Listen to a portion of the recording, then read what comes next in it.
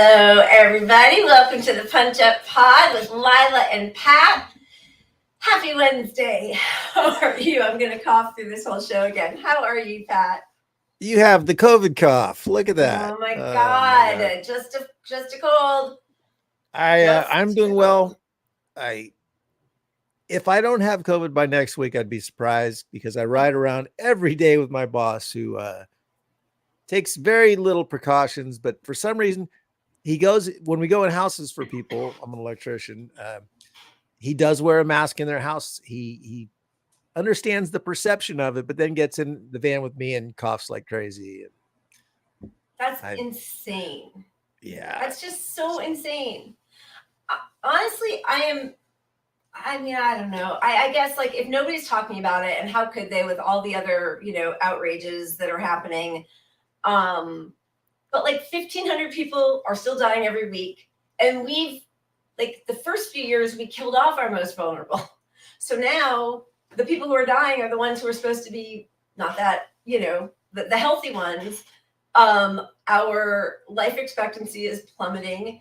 Kids are getting it over and over. And that is like everybody who posts pictures on social media is indoors without masks.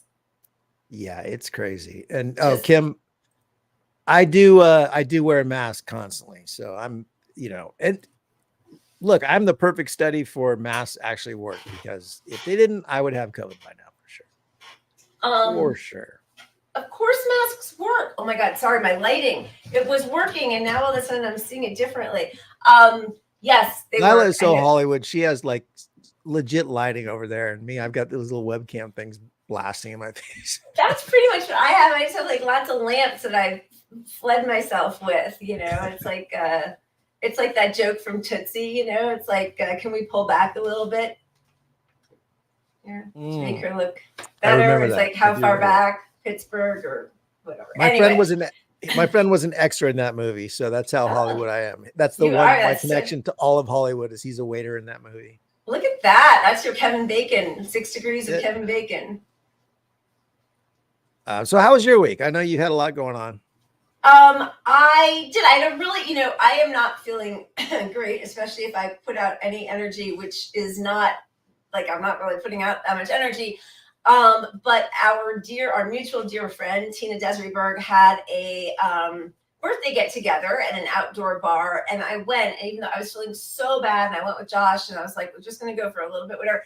I had such a nice time, and I'm not normally like a super social person. I exchanged numbers with so many people. Like I felt like I met new friends, which was really cool that somebody whom I respect so much, Tina, obviously is going to have people in her circle who are also really, impressive and well-informed and doing really interesting things. So we missed you because I always feel like whenever I'm with her, you should be there since you were you're the one who introduced us, but you're so far away. All right. What'd you say? Yeah, you're our Kevin Bacon. Tina's awesome. She put me up twice when I went to LA for some Democratic Party stuff. And covering the Democratic Party stuff. Right. I know I'm a shit lib. You're a shit lib. Vote Blue. That's you. Because I believe COVID is real. I'm a shit lib. But yeah, so Tina, I got to meet her for the first time with a lot of people on the left. And it really is like, when people say that Twitter is not real life, yeah, it isn't. But like, I know probably 100 people in real life that are activists, maybe even 1,000. I don't know. Honestly, I've met so many people in the real world from Twitter land that are allies on the left. So I think it's amazing. It's definitely brought a lot of us together. How about you? How was your week? I know I'm seeing all these comments and I'm having trying to get, all right. How is your week, Pat? Tell me. Nothing too eventful. I mean, I got my kitten keeping me up every day, working hard, I got nothing. I got no life. I got such a little life that I'm excited that basketball is back because like it's safe. I can watch it at home. Right. Pressure from my friends to go out and do things. I like that. I mean, I can't believe that the Dodgers are not in the playoffs or that they got themselves out of the series. I just am completely gobsmacked by how badly they choke every postseason. But that's always like that when it happens, when they're playing, it feels like a nice destination where it's like, no, I can't go out. I have to watch the Dodgers. Not that anybody's asking me out, really. But anyway. Right. All right. We got so much to get to. It's another horror-filled week. So yeah, so we'll show lots of timeline cleanses got a lot of timeline cleanses, which are not meant to be disrespectful in any way, just meant to, cleanse the palate. Yeah, exactly. Compartmentalize it as well as you can. Right. That's what I try to do. That's right. Here That's we go. right.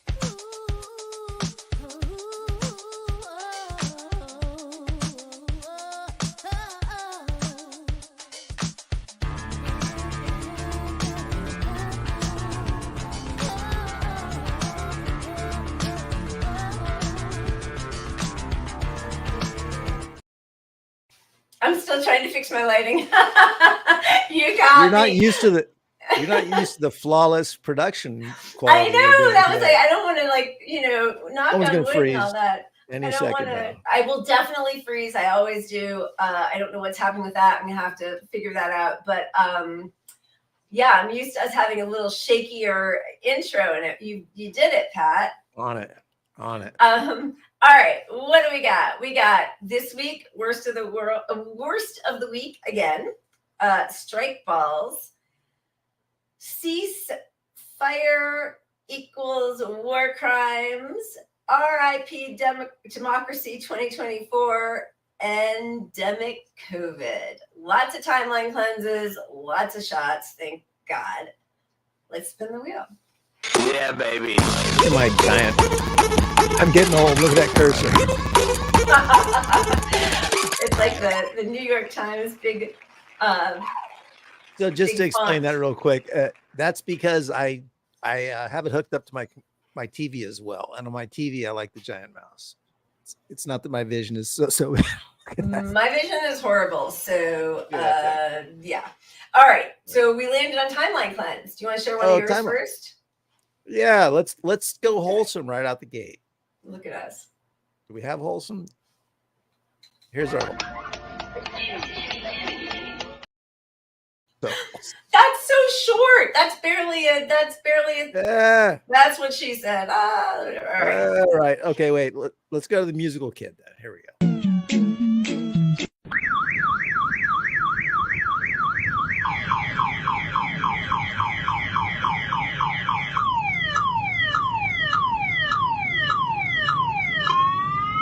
I'm stealing some of these dance moves here.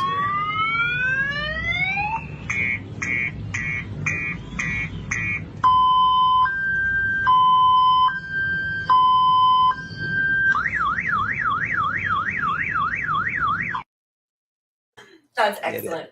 I like it. All right. That's as wholesome as I can get. Yeah, baby. Thank you. Perfect way. Perfect way. I wonder if I should switch to would brandy be better for my throat? Does it matter? You do vodka. I just cannot imagine vodka shots. I do not like the taste of vodka. Really, I don't. Well, I mean, you throw it back hard, and then you don't really taste much. I don't know what it is. Something about it's gross to me. Wait, did you already do your shot? No. Okay. No. Cheers. And I have my fake green screen again because I see. every time I put up the real one, the cat climbs it, and it's just that's war. Crazy.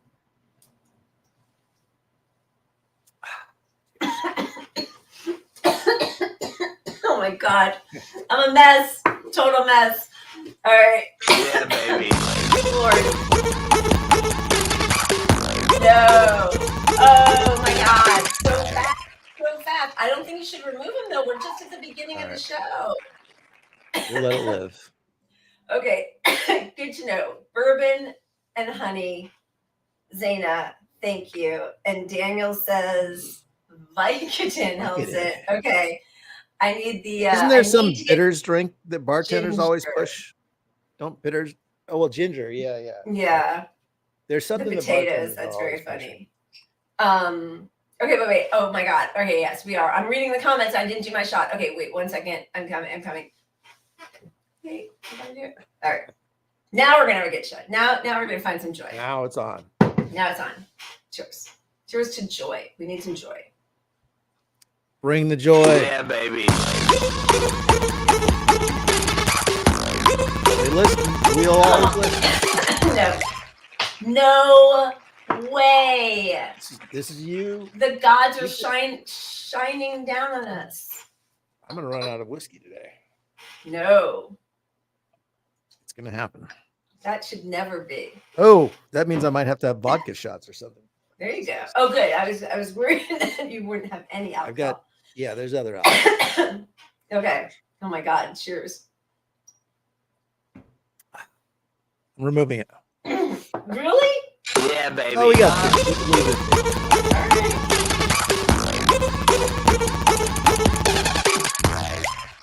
Okay. Down to the wire. Whew. That You was pick. Yeah, is it my turn? All right, let me see. Sure. This I got it. 1 second. Okay. You gotta look closely though. It's a blast from the past. I have nothing to say. Please listen carefully. 恋爱就像飞机在拉扯，前方到站随时刹车，就一个答案反复勾勒，不知道他是如何抉择。爱情就像画面被定格，时间让你我对峙时刻，一段段回忆。 I just think those Trump Lloyd are very cool. Trick the eye. I love those. Trick the eye. You know, I have a literal bachelor's of arts in art history, and they made us learn that word. Trump Lloyd. And I forgot it until I heard it from you. I'm like, what is she talking about? And then I'm like, oh, you're an art history major. You've heard this before. Trick the eye. All right. Let's see what we got. Yeah, baby. Nope, it is not double time. Come on. I am gonna have a cirrhosis of the liver by the end of the show. You're not going to No, die of let's COVID, though. Let's face it, I probably already have cirrhosis. I'm still trying to deal with my lighting here, and it's really annoying me. I did make it slightly, just one left for the next whole show. Yeah, we got to just let it. I think we gotta just live on the edge. Cheers. You were saying something while I cut you off or something. I made my shot a little smaller, so that's really only like what 4.5. Yeah, baby.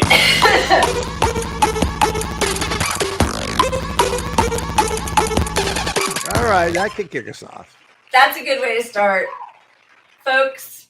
She's never ever gonna go back to her friggin' woods with her bottle of Chardonnay, however desperately we need her to. People who are calling for a ceasefire now do not understand Hamas. That is not possible. It would be such a gift to Hamas because they would spend whatever time there was a ceasefire in effect rebuilding their armaments, creating stronger positions to be able to fend off an eventual assault by the Israelis. So we're in a very different world. I don't think it had to be the world we're in, but that's where we are, and we've got to figure our way. We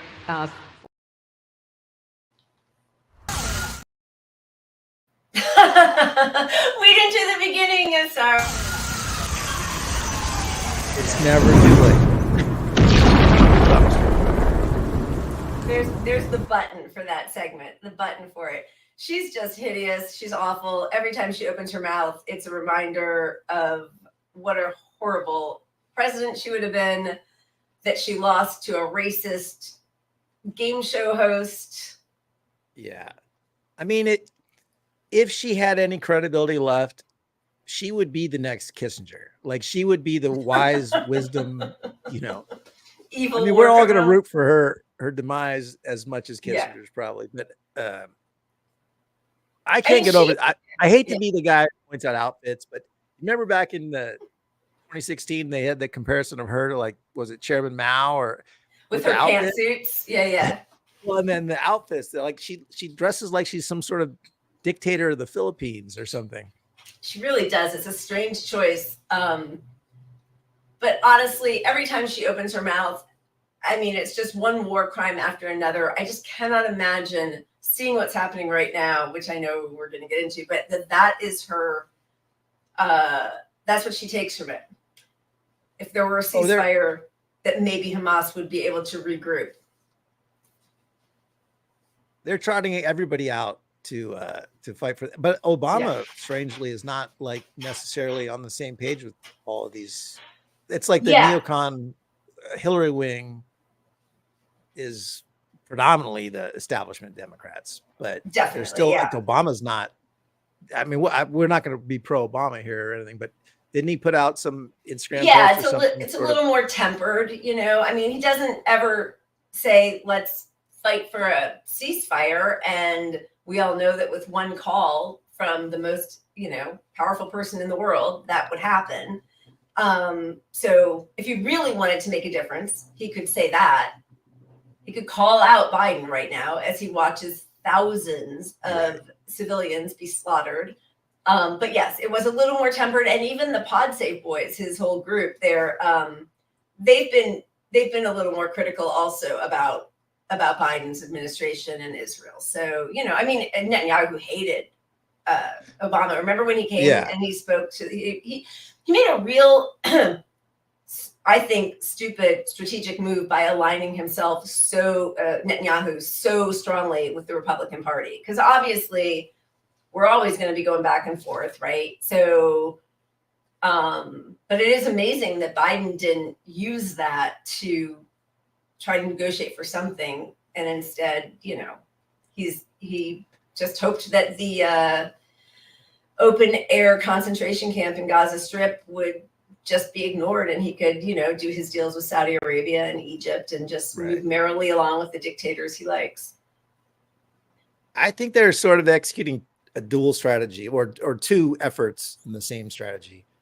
They're trotting out everybody to say this is all okay, while they're also trotting out anyone they can to say we're doing everything we can to make this okay. You know, like they realize that they've fumbled the PR effort on this, and they're like Biden 2024 to me is dead because of this. Like this is 100%. And it's not because Trump would be better, but it's just because of what we were talking about last week. There will be absolutely no enthusiasm from the people who would normally support a Democrat, so they're going to stay home. It's not that they're going to all flood over to Trump. It's just you got to get your people out to vote. Yeah. And who are Biden's people? He doesn't have his people. Right. His people are like, fuck it, he's not as bad as the other guy. But then they're looking at a genocide, and you're just sitting there. Yeah. He has the Lincoln Project. He has the Lincoln ignoring Project. it. Those are his people right now. Yeah, I mean, they keep doing that headline thing where, you know, they'll say, no, we have to take into account, you know, and Israel keeps saying it, you know. I mean, it doesn't matter what we see with our eyes. They will say we're making every effort not to harm civilians as they kill thousands. And I mean, I think at this point they're well over 9,000 people killed, civilians, 15 Hamas people. So anyway, all right. And we're going to get into all that, but half are kids, and, you know. Nobody voted for Hamas. I mean, when they voted for Hamas, it was in 2006 or 7 or something. Yeah. And it was 17 years ago, and half of that area is under 18, so they were not voting. And at that time, they didn't vote for a terrorist action against Israel. You know, 17 years ago, they didn't say 17 years from now, can you do a terrorist against Israel? And, you know, it's mostly kids in Israel. I mean, in Palestine. Yeah. It's just, I don't know. It's horrid. Okay, I think we should We'll put save the, that for them. Yeah. Let's get back to the wheel and the shots and the fun times with the timeline cleanse. Yeah, baby. Wow, we're just not going to get to any substance until the end, and then have to shove it all in. All right, let's see it. Why are you lobbing up the jokes for me? Did we show the baby? Yeah, let's show Let's the show the baby.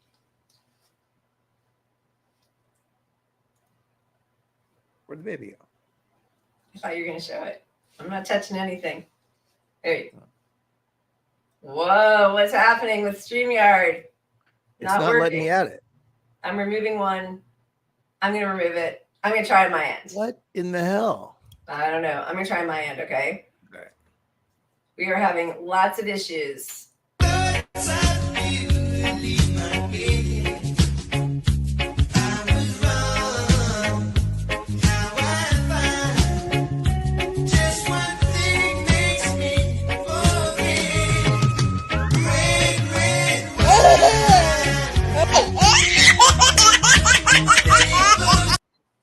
Look at that. That's a girl after my own heart.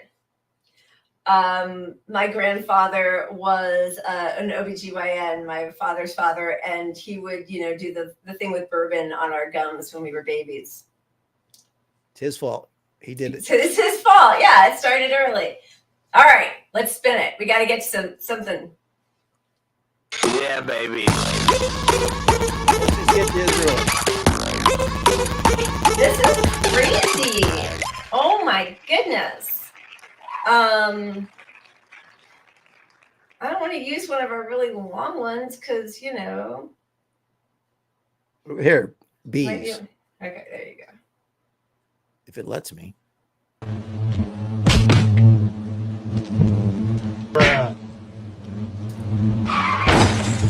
No reason. You're so easy.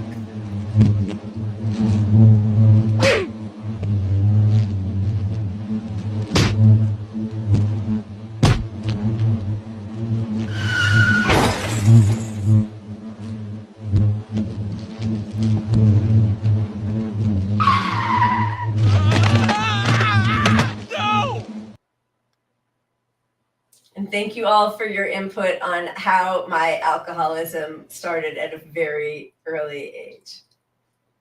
All right, time to spin again. Got to get to some of this news. Yeah, baby.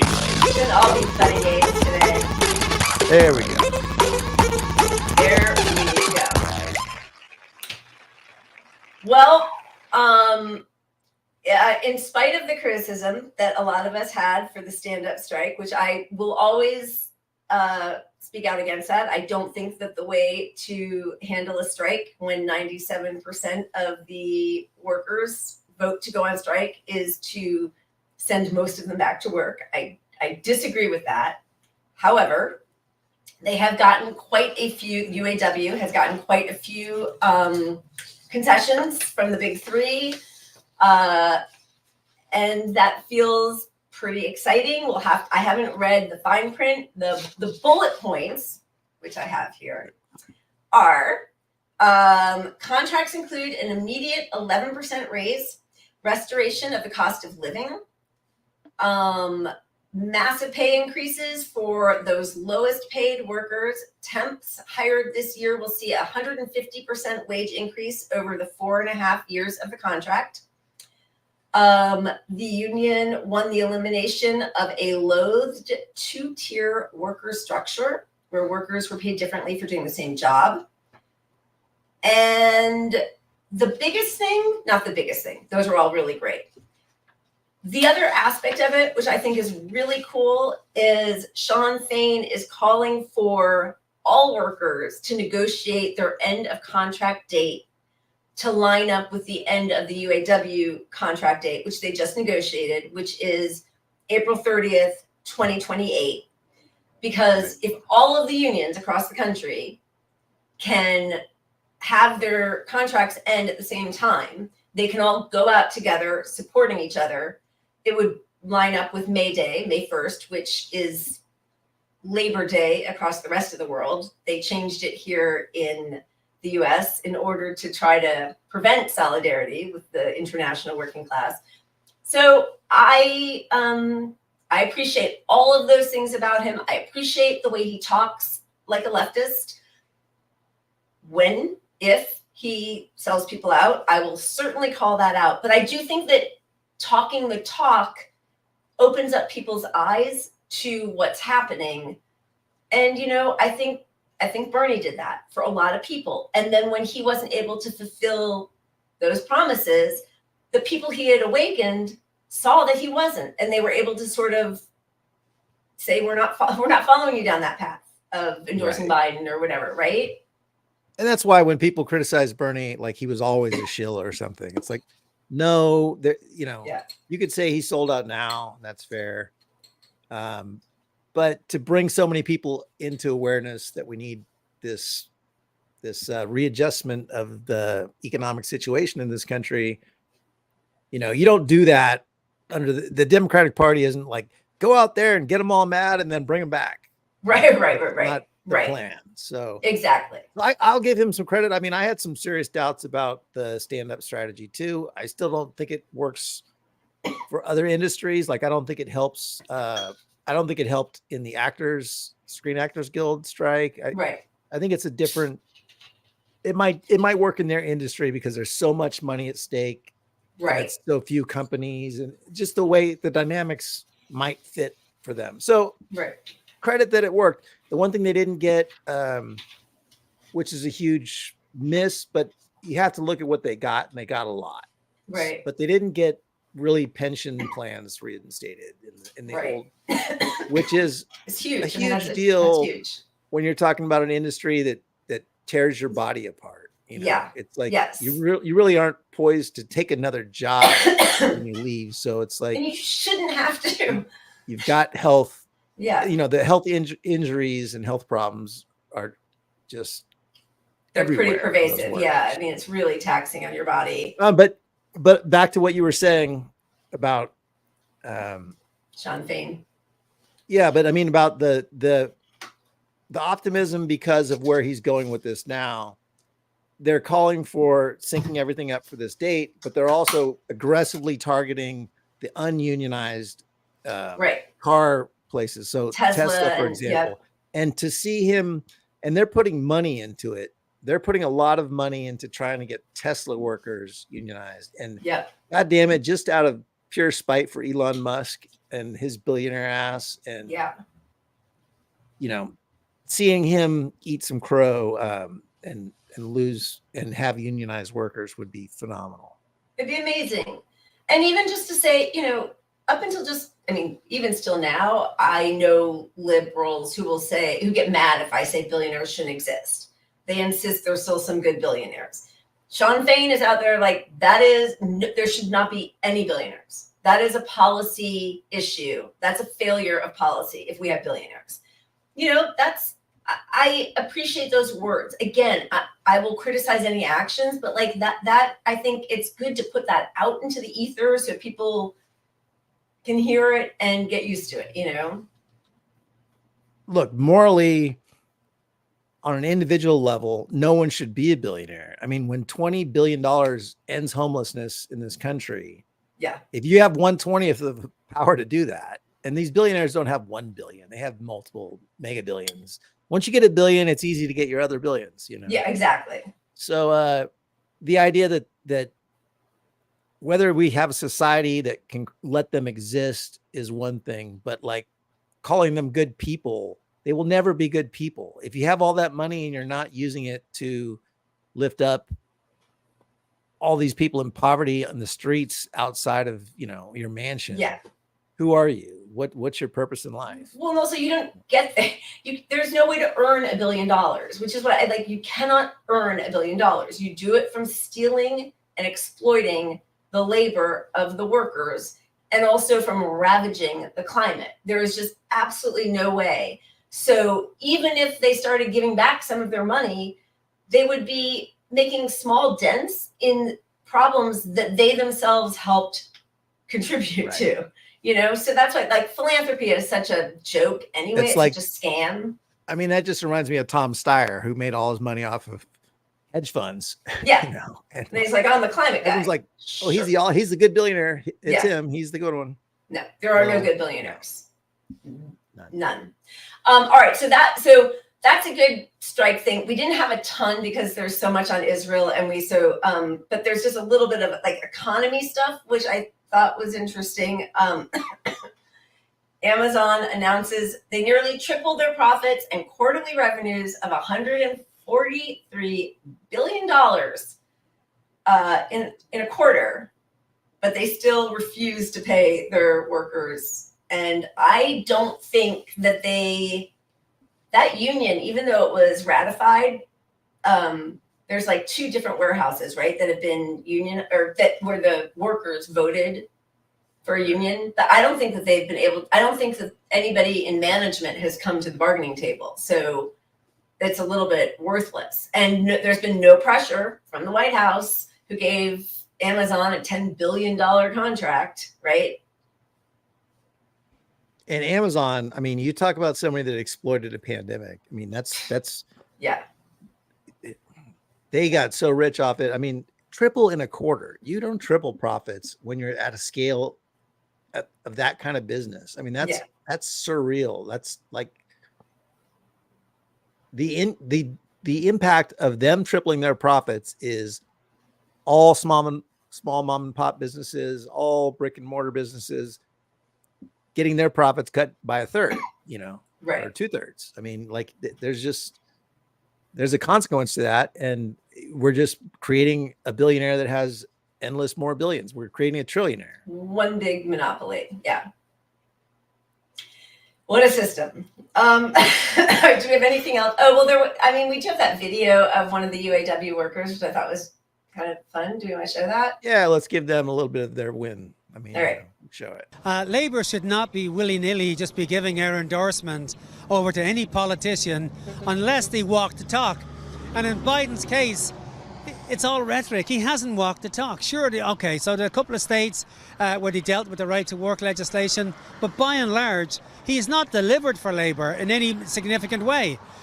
So I agree with Sean Fain. I think you've got to show, coming to the picket line today, again, it's a step that no president has ever taken. So that's kind of groundbreaking and does send a signal. But at the end of the day, look, you've got 2 right-wing parties in this country who are basically funded by corporations and wealthy folks. And so therefore, when we had the 2 houses in government, the reason they didn't pass the legislation was because they're both being basically funded by the same corporations. They weren't going to piss those folks off. So what did they do? They pretend it's all rhetoric. It's like Trump. He pretends that he's, give you an example with Trump. He says that we're going to put tariffs on the stuff coming in from China because we're going to bring back all these. Now, if you actually dig deep into that and you say, wait a minute, it's the Americans that are paying for those tariffs because you import here into the US and you put a 15% tariff. That means it's more expensive for folks from the US to buy those products. I like the way he talks. Basic logic. All right. Did you have anything else to talk about? I had a whole thing on how I think it's like 60% of the US is living paycheck to paycheck. And somehow StreamYard did not appreciate that sentiment and did not make it into our studio. But yeah, StreamYard, if you're listening, yeah, you stink. Every pre-show, we look at all our slides, and then Lila and I are like, I don't see that slide you added, and it's not up there on their graphic, and we have to log in and out. And they've been a real freaking headache lately. And it's not an inexpensive program. It's just crazy to me. And yes, by the way, that was our friend Tina Desiree Berg doing that interview in Detroit. All right. Friend of the show. Let's just move on. Good stuff in the economy is that strikes are working. All the Thailand cleanses disappeared. What? I'll make an audible. No, I'll call an audible at one point, and we can get some back in there. Yeah, baby.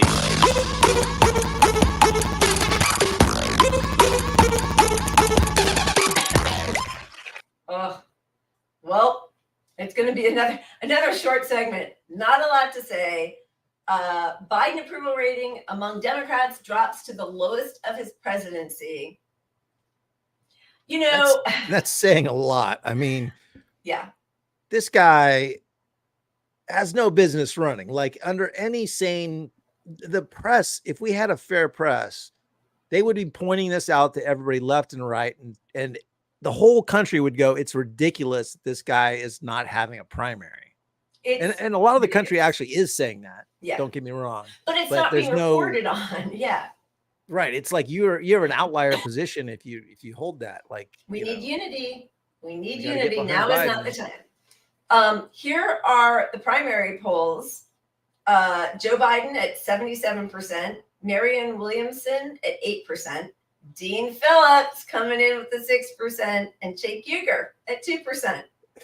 Jake's got 2%. A guy who constitutionally cannot run for president has got 2%. I mean, which is just the craziest thing to me. But somebody saw that and was like, you know what? Put me in coach, Dean Phillips, in one graph. This is why I'm running for president. We could be sleepwalking towards disaster. We need an open primary, and I hope other qualified Democrats still jump in. And it's very small, but what you see is Trump leads in 5 of 7 swing states. That's at the bottom there, that graph. The thing he doesn't just lead in them. He's running away with 5 of them. One of them is a tie, and one is leaning Biden. So right. It's not like, it's going to be a coin flip to what happens in the swing states. Right now, Trump wins the election. It's over. For sure. Absolutely. And that is, sync that up with the number of Democrats that are saying they're never going to vote for Biden now after supporting all this genocide. Yeah. People who think he's fumbled COVID, which is anyone paying attention to COVID. Student loan debt, all the people that are just like, you said you'd forgive my student loans. What the fuck? Yeah. It's just a disaster. You ended child poverty, but you couldn't renew ending child poverty, cutting even child fight poverty for in it. half. Actually, all Democrats voted against Bernie when he tried to put it back into a must-pass bill. Yeah. No, it's horrible. And the thing about Dean Phillips, it's so funny. And, I really resent how they frame when corporate media does talk about Biden not doing so well in the polls. They always just talk about his age. Excuse me, his age. Right. That's the easy out. Yeah. And so here you've got young Dean Phillips, who actually approves of everything that Biden's doing. He has no problem with Biden's policies. He's just younger. And the fact that anybody actually thinks that that's the issue. I mean, Biden was doing so poorly in 2020 that he hadn't won a single state. Nobody wanted him because of his policies, not just his age. He was a Hail Mary because their plans didn't work. Nobody liked Kamala. They ended up on Pete, Beto O'Rourke, born to run. Yeah. Everything they just failed at everything because they're not listening to the public. They're listening to their donors, and their donors picked anyone not Bernie. And they ended up with anyone not Bernie. And the best they could do is a guy that has credibly been accused of plagiarism his entire career. He's the architect of every policy progressives are against. Pro-war, so anyway, bias into Iraq. This Dean Phillips guy, he's giving interviews left and right, and he keeps just saying Biden did a great job. Like, he's running because Biden's poll numbers are badly, but he's also saying Biden did a great job. So he's going nowhere. But I think it's great that he's pushing for debates. I mean, it's ridiculous to not have debate. If you're a leftist, you should want debates, even if you don't give a shit about the Democratic Party, because it pushes the public more left, because in the Democratic debate, you have to be more left to win the debate. Right. So they'll all pretend that, but at least it changes a little bit. And, none of these people actually really care, but I don't even know if I already showed this, but I just can't believe that's actually, people are actually saying that. It's just unbelievable. And, I am not really a fan of Marianne, but it is amazing that they just wrote her off entirely. She is getting no play on corporate media at all. Every once in a while they'll have her on Fox News, but that's just because they just want to inflict any damage on Democrats that they can. Yeah, it's just pathetic. Yeah, I mean, yeah. she even I saw her tweet today about the poll. I think it was about this one. No, not this Right. one. But it was about this number because Oh, she's up at 8, right? I mean, they were tweeting about how, oh, Dean Phillips jumps in. He's the first one to push for a primary. And Yeah. I know. Mariam's at 8 in this. I think she was talking about being at 10% in another poll. Right. But they just ignored her. That's it. And now they're mostly ignoring him. He's on Fox News all the time, like you said, because they're the only one that will talk to him because they actually want to amplify this. But to be on MSNBC and CNN and just ignore the public's call for a primary shows who you work for, because why wouldn't you? Your viewers want, they have to cover honestly some of the stuff in Palestine now because so many of the viewers are demanding it. Right.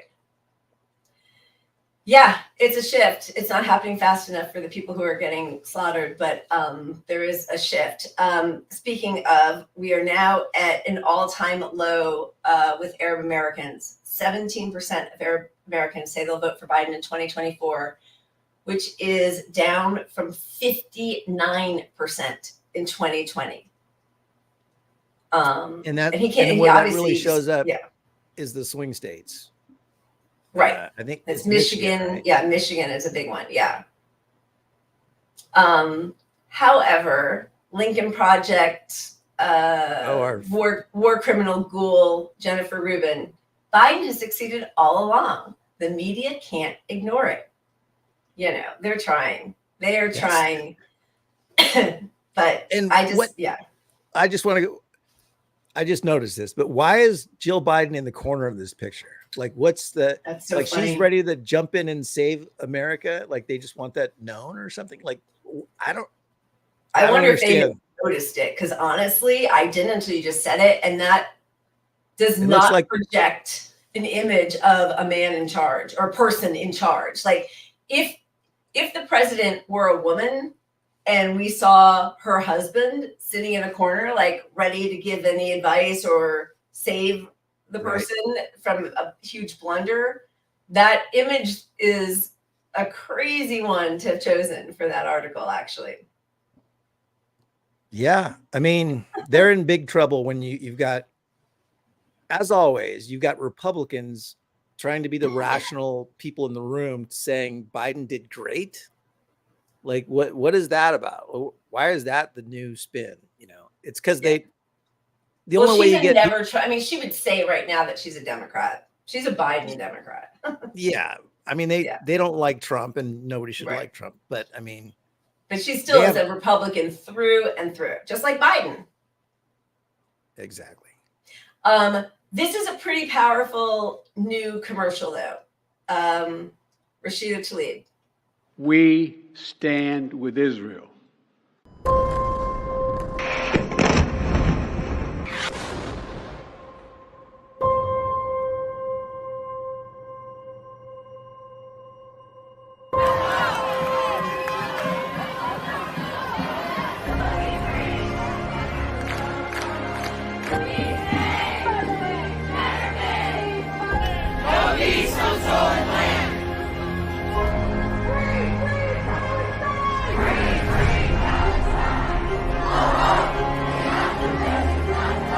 Mr. President, the American people are not with you on this one.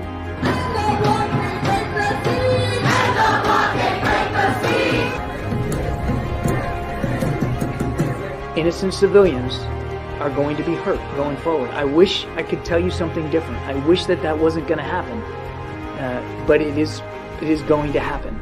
I want to thank President Biden for his unequivocal support.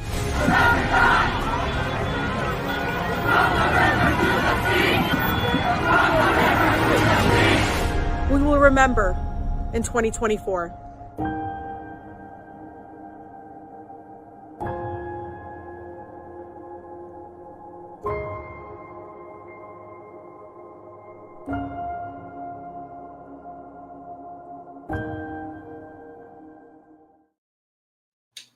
That is pretty powerful. And the responses from Democratic establishment people, oh, go ahead, just vote for Trump then. Like, that's the response, not taking into account the pain of people watching a genocide happen.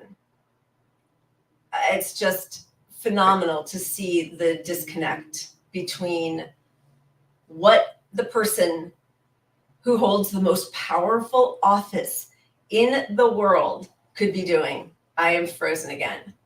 God You are damn it. frozen. I'm gonna exit and come back. We got a couple hold two, before we got a couple 2-minute timeline cleanses. So enjoy. I'll see y'all. I'm just gonna rant the entire time. You're gonna come back, and I'm gonna be spitting some F-bombs and telling stories. You do it. I'll be back. What were we even talking about? Oh, that's too up close and personal. I got to shrink myself somehow. Here, I'll put the wheel up. My takeaway from that is like, kudos to Rashida Tlaib for calling out what we should have been doing the whole time. I don't want to knock it too much, but imagine if she had this same effort for Medicare for all, for COVID protections. You could have used the pandemic to make the same argument and get something done. And instead, we're left with this now, because it's before an election, to affect who runs the Democratic Party. I mean, I know it's personal for her and it's about Palestine, but why not use this power the entire time against Biden? And why aren't more members of the squad doing it? Why is it just the person connected to Palestine and not true allyship with the squad? Yeah, and also, sorry, look at this, the color, everything.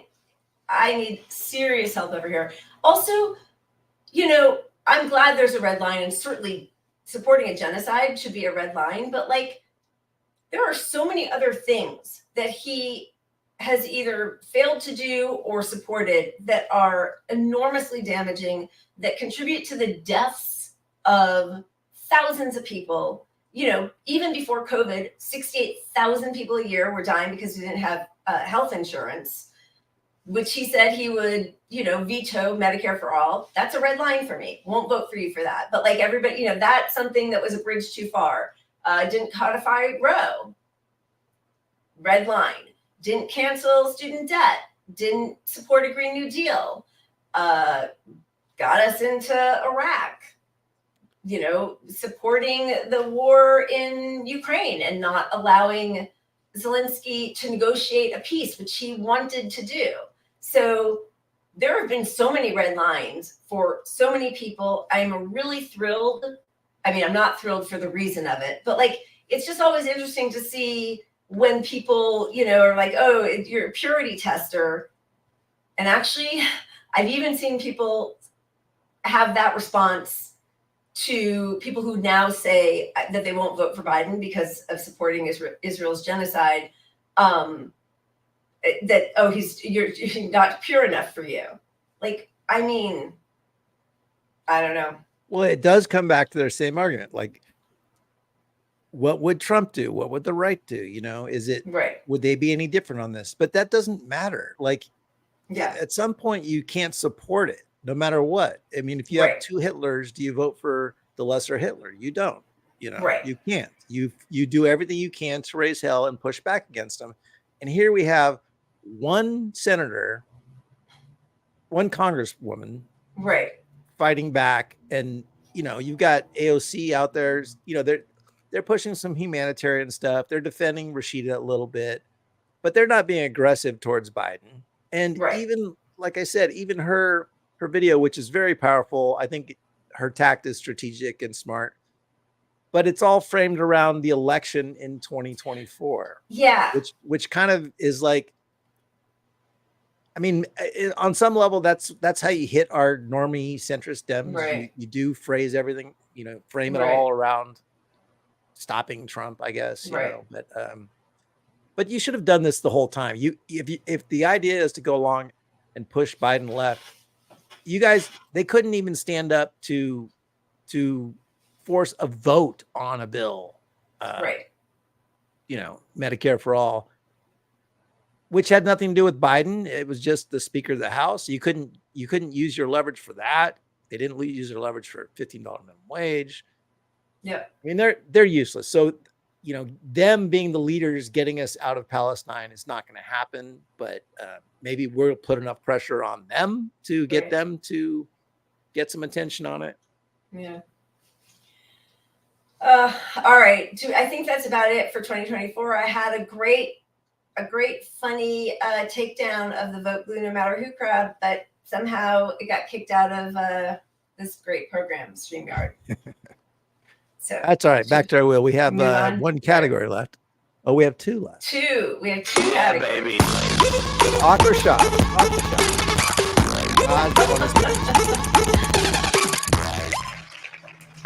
It's been a while. I can handle a shot now. Every time my computer crashes mid-show, I really need a shot. There you go. It's a little stressful. Salute. So to the victors at the UAW, most likely. Yes. Once it's ratified. Cheers. Solidarity, always. Amen. And for my OCD, there we go. There you go. Yeah, baby.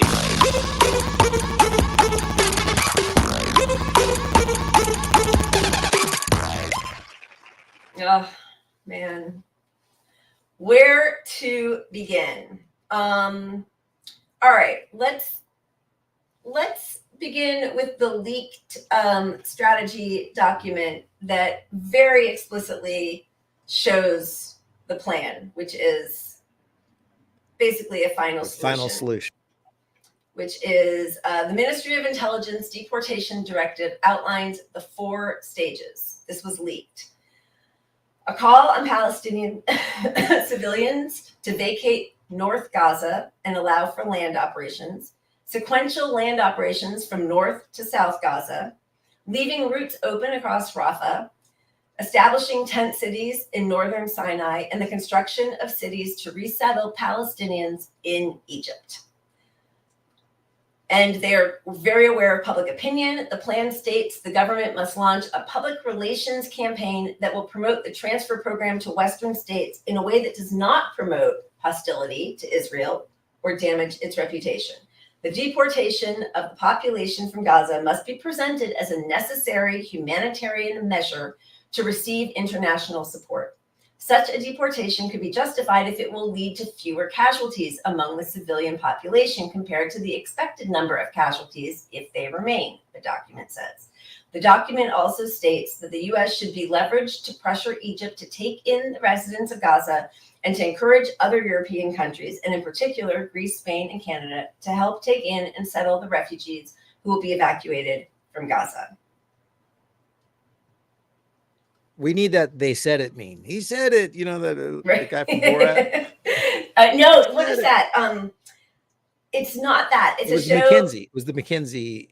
Yeah, it's from it was a Netflix thing, and it was this. It's not. This is how it always goes. He's the guy yeah. that Borat used, but yeah, I know. Yeah. I can't remember what it was exactly from. I can't believe he said. Okay. They said it. He admitted. Yeah. Admitted. And to that end, Israel has offered to Egypt to pay off their loans to the IMF if they take Palestinians from Gaza. It's amazing. I mean, not amazing. We all know, but like nobody's asking Palestinians in Gaza, right? It's like everybody's doing deals behind this. Is how it's all going to happen. These are actual people.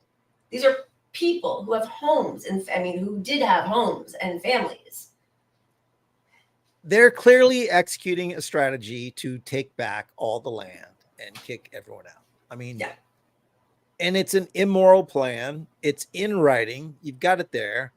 Why aren't the press asking Biden and everyone in his administration about that? About what we have in writing now, what we're seeing before our own eyes, and we know the answer. The answer is that the U.S. wants to go along with this plan. The U.S. is literally funding this plan. 100%. And there's so many reasons that they are, but I also think they're all gross. But I also think we can't forget this reason: the unrealized potential of Palestinian oil and gas reserves.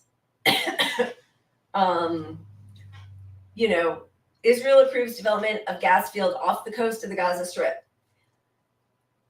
You know, people say we're an oil company with an army, and I mean, it's just always so clear when you know what's happening and why we still have troops all over the Middle East, where, you know, Iraq told us to go. The U.S. still has troops there, in Syria, and I mean, like Right.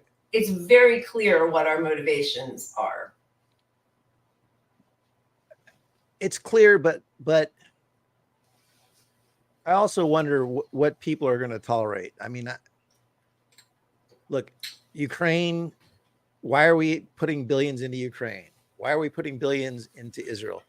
So the public's been sold that our presence and allyship with Israel is dependent, like we're all safer from terrorism somehow. Right. Because Arabs are bad. Right. Is the moral, you know, that's the overriding theme. But Americans are looking at this and thinking, how are we safer here when the entire Arab world is looking at this genocide and doesn't support it? Most of the world doesn't support it anyway, but the Arab world specifically is going to hate America 10,000 times more than they did before this. Right. If you like 9/11, watch what happens now. So it's not safer for us. It's not safer for people in Israel. A lot of rational people in Israel don't support where this is headed. They know that they're, you know, They're not safer. I mean, you know, you're Jewish and like you understand genocide and exterminating people more than most. And I think a lot of people in Israel understand that too. Right. And they're not so tribal with it. They look and think this is wrong on our government's behalf. So they're not safer. I mean, they're a small country among all those Arab countries that are going to hate them even more now. Right. Well, and even just look at what happened on October 7th, right? I mean, Bibi Netanyahu is so unpopular, but one of his overriding, you know, selling points was how hard he was on Palestinians and how he was keeping people safe. And boy, did he fuck that up. And now, we're going to see, but like, as they keep slaughtering people, at this point, they're at like, 9,500 civilian deaths and 15 Hamas deaths. So even if you're only looking at like Hamas, like what happens, even if you were able to kill everybody in Hamas, if you leave anybody still alive who's a Palestinian, there are going to be, those are, you're creating anger and the resentment. Yeah. The fury, of course that's going to keep growing. Extremism is going to get worse when you carpet bomb. You kill what, 9,000 plus people already, half of them kids. With these people could not go in. There was nowhere to go. They couldn't leave. This idea that they have a choice in this stuff, they don't know where to go. They have nowhere to go. They get on the path to go where you say to go and you bomb that. You tell them evacuate the hospitals. Oh, we didn't bomb the hospitals, but we told them all to evacuate the hospitals because we were going to bomb the hospitals. Right. And there's nowhere to go. So they are executing their plan to put these people in like a little smaller piece of land. You got 2.3 million people now in the most dense conditions on earth almost. Yep. And it's going to you're going to shrink the population. You're probably going to end up killing 500,000 Palestinians by the time this thing is done. And they're going to live in a teeny little small land and tents. And the world is going to hate you as a country. Yes. Correctly. Yes. But they will not just reserve their hate for Israel, because Biden is doing a really good job of maintaining his odious qualities. After the bombing of the hospital, Biden said he had no confidence in the Palestinian death toll, which is just a disgusting way of trying to minimize civilian casualties, which we all saw happening. This was quickly refuted, though, by the Washington Post that did a really deep dive on how Gaza health officials report their daily death count and said that Biden was remarkably uninformed by history and precedent. And the health ministry did give out a full list, and I think it's like 25 pages long, and sortable by ages or ID numbers, which I think that they're required to have by Israel anyway, right? Because everybody has to be tracked so, perniciously.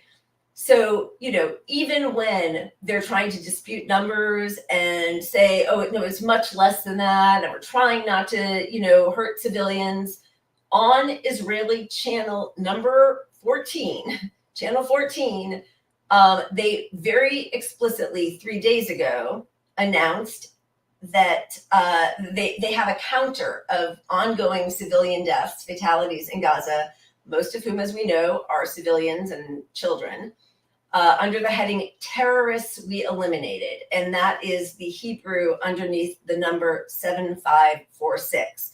This was from October 28th. So 29th, 30th, 31st. This was 4 days ago. It's now in the 9,000s. So not only are they advertising it proudly, calling them all terrorists, there is also at the bottom there where the color turns, that is a live feed of the bombing happening. Yeah, and Gaza. if you read, and this is disgusting, and for those too lazy to drive to, I don't know how you pronounce that word, to watch the genocide, they've got you covered with a live stream of the bombing. They're showing themselves killing. Like, remember when we gave our press criticism for waving the American flag when we were launching bombs? Right. Brian Williams, yeah. Brian Williams, he was just saluting those bombs like they were Americans going over there. But here they are bragging about it. It's hard to find any reason somebody would be supporting them in this action. I mean, thousands of kids killed, and to get 15 people in Hamas. Yep. And they've explicitly said that they are okay. This is startling admission is buried in the New York Times today. Israeli officials admit they are fine with mass civilian casualties in Gaza. The Israeli officials also cite the dropping of the atomic bombs on Japan to justify the scale of expected civilian death in Gaza. Yeah, they talk about wanting their own Hiroshima. It's like our war crime. And this is the problem with America. Our tacit acceptance of everything Israel does, our blanket, permission to do that. They can defend themselves however they want. That's our position. We hope they do a nice job and obey the laws, but they have a right to defend themselves. But you don't have a right. Where does it end? I mean, they justify it because of our support. As soon as we pulled our support, they wouldn't be able to do this. The international world wouldn't be able to do this. We literally were one of how many countries at the UN that blocked a resolution demanding a ceasefire? I mean, we're stopping. It's like, we don't want Ukraine to stop fighting. We don't want peace in the Middle East. That's what we're doing. We don't want peace in the Middle East. This was the resolution. 14 countries voted against a resolution on the protection of civilians and upholding legal and humanitarian obligations. And just in case there was any doubt and you can't read that fine print, yes was everything in green, and no was 14 countries, which was mostly the US and probably a few countries in the global South who are, in severe debt to the US and feel beholden to them. So if you think somehow us being one of the bad guys on that list makes us safer, tell me how. Explain to me how we're safer from anything happening over there. Yeah. Because what? Hamas is going to take over? Hamas is not going to take over any land. Hamas is going to be a small, they're going to be wiped out, and then you're going to have another Hamas. Right. You're going to have 10 times the size of Hamas. Yeah, because it's going to be, and even just saying like militant terrorists, like, okay, then what's Israel? Like, I don't know if we're the way they talk about Hamas, which I agree, don't kill innocent civilians. Okay, don't kill innocent civilians, and look at what Israel is doing and saying that they're perfectly justified because of what Hamas did. Well, Hamas is saying we're justified because of what Israel's done to us for 75 years. I mean, I think you just have to look at kids. How many kids died, right? How many kids died from Hamas attacking in their terrorist attack? We don't know. Okay. We don't know. But let's say they were all kids. 1,400 kids, right? They weren't, but 1,400. You've already tripled that in Palestine. Like, and you're the government. This is a terrorist group. Granted, they were leaders in government in Palestine, but people didn't vote on this action. It was 20 years ago or so that they voted for Hamas to take over. Israel supported Hamas taking over at the time. So if you're going to say the citizens voted for Hamas to do all this stuff, Israel voted for Hamas to do all this stuff then, because they were encouraged and financed by them. Yeah, they were they helped uplift Hamas because the other group was seen as too extreme by them. Wait, no, sorry, that's not right. That it's because the other group wasn't extreme. The PLO wasn't. They were not religious fundamentalists. They were more like the left, and they're not negotiating with the PLO would make Israel really look bad, not coming to some sort of peace agreement. And so that actually betrays how much Israel never wanted to make peace, never wanted a two-state solution, because when they saw that might be the way things were headed, they encouraged the growth of Hamas to sow discord and to make Palestinians seem like these violent terrorists who can be negotiated with. Sorry. No, you're absolutely correct. And that's the problem, is that they have forever had a plan of painting these people as barbarians. That's right. And less than human. And that's what we see every day. And without the U.S. co-signing all this, they don't get away with it in the international community. Well, let's just look at John Kirby and his great respect for civilian life. But these two clips from a White House spokesperson. The first is from this week. Being honest about the fact that there have been civilian casualties and that there likely will be more is being honest, because that's what war is. It's brutal, it's ugly, it's messy. I've said that before. The president also said that yesterday. Doesn't mean we have to like it. That was National Security Council spokesperson John Kirby, basically telling journalists to grow up. War is dirty, war is messy, good people die, but that's life. What do you want me to do about it, right? Now compare that to how Kirby talked about civilian deaths in Russia's invasion of Ukraine. It's hard to look at what he's doing in Ukraine, what his forces are doing in Ukraine, and think that any ethical, moral individual could justify that. It's difficult to look at the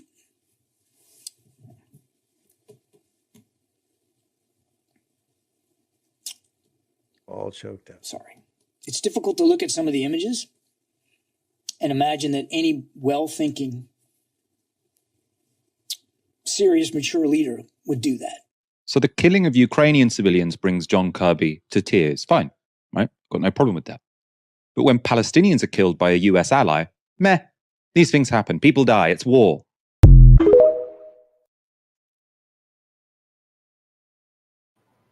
So stark, so clear. Yeah. So we saw, go ahead.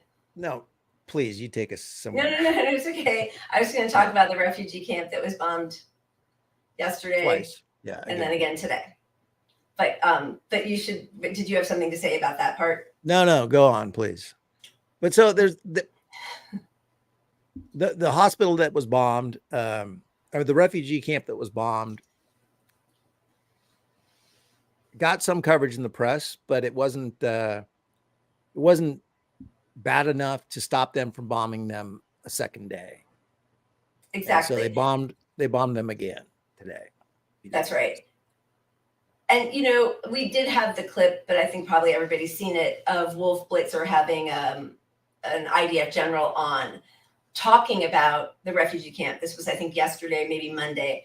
And even Wolf Blitzer, who I think he used to work for AIPAC, was horrified. He was like, so you knew that this would be predominantly civilians, but you thought that maybe there would be a Hamas person there? So Israel dropped 6 American highly destructive bombs, each of them weighing a ton, on one of the most heavily populated blocks in Gaza. Jabalia, I probably mispronounced that, I'm sorry. Refugee camp is only 1.4 square kilometers with nearly 60,000 citizens living in it. Most of the camp's houses are shanties. This is how Israel defends itself. They have a right to defend themselves. And then they, I'm going to, mispronounce this also, Al-Qassam Brigade, which is the military arm of the Hamas movement, says that 7 of the people who were killed were Israeli hostages, or possibly even holders of foreign passports. But so they killed 7 of the hostages and 1 Hamas leader. The way they are fighting this also war, hundreds of Palestinians. I didn't mean to not mention that, but like, yeah. This is where, I mean, these are clear war crimes. The way they are fighting this war doesn't meet international law on rules of engagement, and you can't do this. And so when the U.S. is going on TV, and Biden and Kirby are out there saying they're doing everything they can, they really want to make sure we're doing, war. Their war is hell. They're spinning that too, like it's just war. This is what happens in war. No, it's not what happens in war. It's what happens in war when you don't follow international law. This is clear as all day that these are war crimes right in front of you, being advertised on TV, being bragged about by Israelis. So when Biden and these people are out here saying we're going to keep an eye on things and we're talking with them about things, they're not. I mean, they're happening right in front of us. They're saying that to make you think you're not seeing what you're seeing. Right. It's gaslighting. And they'll still say, no, not like you. Listen, Hamas, they don't care about civilians. They use civilians as human shields. We, the Israelis, I mean, I know we talked about this last week, but growing up, the propaganda was Mossad would pick up a phone and the terrorist would answer, and 10 seconds later, the missile would get him right through the window because they had such advanced technology and it was so specific. You can't brag about that on one hand and then level a whole town and say it's because we needed to get 1 leader of Hamas. And also it's not a war because Gaza is occupied territory. It's not a whole country, right? So it's not even a war. If they are occupied by Israel, they can't travel freely. They don't have water. They don't have electricity. They don't have a sewage system anymore. They don't have food. Israel bombs their bakeries, bombs their hospitals, tells them they can go south and cross Rafah, and then bombs them there. Also, it is also a war crime to tell people, hey, leave, relocate if you don't want us to consider you a terrorist. Anybody who's still here is the same as Hamas. These are all war crimes. And as you said, we have nobody in power calling them out and telling them to stop. And if Biden did that, they would stop. They would have to. It's a 1-to-1 thing. Biden says stop, they stop. Yes. That's it. They would not continue. They could not. They could not continue the war crimes without us co-signing their actions. We are used as an excuse because they even bring up Pearl Harbor as an excuse. I mean, not Pearl Harbor, Hiroshima. Right. you know, we are guilty in this thing, period. It's us. We're the bad guys. And God, so even if George you care W. about, Bush, yeah. well, if you care about humanity, you don't want to be the bad guy. So we have to fight our own government to get this action to stop. And pointing this stuff out is what we have to do, which is why they're suppressing speech now. That's why they're going above and beyond other actions to, like, it's really weird that you can't talk about Palestine now. You are pro Hamas if you are pro Palestine. Like, that's the correlation they want to connect. They want to connect those two things. They pro Hamas. Right. Absolutely. They from the beginning, I think we talked about this last week, but from the beginning, the State Department warned diplomats that you could not talk about de-escalation. You couldn't talk about restoring calm, ceasefire, or an end to the violence and bloodshed. That was from the State Department, right? So then it's no surprise when the UN tries to have a resolution for not even a ceasefire, but just respecting the war protocols, that the US is one of the few countries to vote against that. This was the other thing that happened is they shut off communications, right? They shut off their ability, Israel shut off their ability, the Palestinians' ability to connect to internet, right? Well, that, for some reason, that was the red line for Biden. I mean, great, but like shutting off communications in Gaza was an explicit decision by the Israelis, one that was reversed after pressure from the United States, says a senior U.S. official. We made it clear they had to be turned back on, need to stay back on. Senior U.S. official who spoke on the condition of anonymity to discuss sensitive negotiations said Israel had shut off communications to Gaza and that the United States had pressured the Israeli government to switch them back on. The Israelis did not give a reason to U.S. counterparts about why they had switched off communications. I mean, please. But we made it clear they had to be turned back on. The official said the communications are back on. They need to stay back on. And that's not the one that I meant to put up, which also said when the U.S. tells us to do something, we have to do it. Because we give them billions of dollars and we give them weapons. Of course they have to do it. Once again, if Biden just said, this is enough, ceasefire, it would be over. So it would be over tomorrow. Yeah. I mean, any thirst for blood in revenge has been quenched. I mean, you have killed 5,000 kids. Yep. Is that like not enough? I mean, they're not willing to negotiate. They're not willing to have a ceasefire to get their own hostages back. Like, they want this to continue, period. And the reason they want it to continue is they're exacting their plan to once and for all rid their country of Palestine, which is the goal, which is genocide. That is the plan. And we are enabling that plan. You don't, if you're the US and you don't support genocide, you say you cannot bomb the hospitals. You need targeted attacks. We need to see your plans for targeted attacks. You're not even, the US hasn't even seen Israel's plans on this stuff, according to, I don't know, the US Kirby or whatever. They're just like, we have to just trust them. It's their situation to They say they're respond. trying their best. Yeah. They have a right to defend themselves.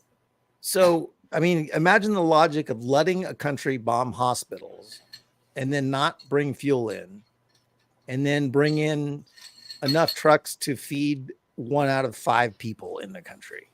I mean, sorry, but like not even, 22 trucks or something. Yeah. But no fuel. So you're, having people leave hospitals is a war crime in itself. Yeah. And they're dropping leaflets saying we're going to bomb the hospitals. They're having to amputate kids' limbs with no anesthesia. No anesthesia, no ability to sanitize. Yeah, it's awful. Well, so we are exacting the plan. We are exactly following what Israel wants to do to eliminate the Palestinians. Yes. Like, we are not just supporting an ally vaguely, we are helping them. The plan is, it's going to be so clear at some point that the best thing for these people to do is to leave. And then Israel gets what they wanted. But do they? I mean, Netanyahu. no, I know. I mean, you're right. And I think, we talked about it last week, is that as the world turns on them, and we've got a bunch of stuff we're about to talk about, but they realize it, and they're trying to exterminate this whole group of people as quickly as possible, because then, you apologize Because they have later. to do it while they have our tepid support at this point. Right. So, but as soon as they lose our support, they can't do it. So that's why they're doubling down and doing all kinds of atrocities in our name. I mean, to go back to the refugee camp today, after the outcry from yesterday, is a kind of audacity that is truly evil. The director of the New York office of UN's Human Rights Agency has resigned. We're seeing a genocide unfolding before our eyes, and the organization that we serve appears powerless to stop it. Last week, Josh Paul, who was the former director of the State Department, the Bureau of Political Military Affairs, resigned. For more than a decade, I worked in the State Department Bureau responsible for arms transfers. So this is not exactly some big peace activist. Arms transfers and security assistance to foreign governments. And what he says is a basic premise of the U.S. military assistance to Israel since the Oslo Accords has been security for peace. The notion that if Israel can feel secure, including through the provision of billions of dollars worth of U.S.-funded arms transfers each year, it can more readily make the concessions allowing for the emergence of a Palestinian state. However, the track record shows that U.S.-provided arms have not led Israel to peace. Rather, in the West Bank, they have facilitated the growth of a settlement infrastructure that now makes a Palestinian state increasingly unlikely, while in the densely populated Gaza Strip, bombings have inflicted mass trauma and casualties, contributing nothing to Israel's security. And in the comments, okay, great point, because by leveling the infrastructure and creating the infrastructure for them to move to, which is tent camps, they have nowhere to go. I mean, they have destroyed, like, you can't go back. There's no sewage in these. I mean, it's unlivable. You see the rubble. You can't go back to live there. Especially you are living in squalor already in the tightest community on earth, population wise, practically. And nobody has the means to rebuild that. It's not like the U.S. isn't going to fund rebuilding all of that destruction. Nobody's going to. Well, I bet they will once they get rid of all the Palestinians. Yeah, exactly. Right? But they're not going to do it in a timely manner for the people that left. It's irrelevant to them. Their homeland is destroyed. So it is the second Nakba. Yep. Part 3 or stage 3 or 4 or whatever their plan. Yeah. Okay. So also, Bolivia ends relations with Israel. Interesting. Jordan recalled. Oh, sorry. Did you want to? I was just kind of going through a list, but if you want to kind of talk about it. Oh, no. I was just moving on too. Yeah. I think we both hit the same thing. Hit the at the same time. Jordan recalls their ambassador from Israel. So those are sort of, big country actions. The other aspect that I think, is going to be effective, I hope, are the more sort of direct actions amongst working class labor unions. I will never be able to read this. It's so small, but the trade union branch who represents the members of parliament, there I go, in Westminster and throughout Britain, they passed this motion. The United Parliamentary Staff Branch calls on parliamentarians to ensure that they are not complicit in Israel's grave violations of international humanitarian law, including but not limited to the Geneva Conventions. Therefore, we call on parliamentarians to demand an immediate ceasefire. We condemn the targeting and killing of all non-combatants, whether they are Palestinian or Israeli, and the taking of civilian hostages. Our members work for parliamentarians. We are concerned that our members will be expected to assist parliamentarians in aiding, abetting, and encouraging the commission of war crimes against the people of Gaza by Israel. And then they list all the different ways that they are announcing they will not be a party to helping this genocide. You know what's interesting to me is like when I was I'm always grabbing for words because I'm not very quick on my feet with words and whatnot. But the Geneva Convention. This is the first thing I've seen mentioning the Geneva Convention. You would think that that's on TV every night when they're talking about this, because people understand what that means. Right. They know that if you violate the Geneva Convention, that's a war crime. So we're not hearing that word. We're not hearing that phrase uttered at all. Well, because the most powerful country in the world has decided that it's not going to be beholden to those rules, right? That they will never adhere to the edicts or the judgment of the ICC in The Hague. Israel also is not going to, have to play by the same rules of the rules-based order. So it's all fallen apart because the U.S. never adheres to those rules. But this is where even bringing it up in the discussion, from our media, from our politicians, progressive squad, can change the narrative. I mean, because people understand the Geneva Convention. So it's just one of those things. I think maybe we should start using that more often because it's an easy to understand shortcut to war crimes. Exactly. No, that's true. Okay, a few more. Palestinian trade unions have made an urgent call for solidarity, calling on workers to end complicity in Israel's assault on Gaza. When thousands of Palestinians are being massacred by weapons built in Britain, our labor movement must answer the call. Belgian transport unions refuse to load and unload weapons going to Israel, both via ports and airports, and call for an immediate ceasefire.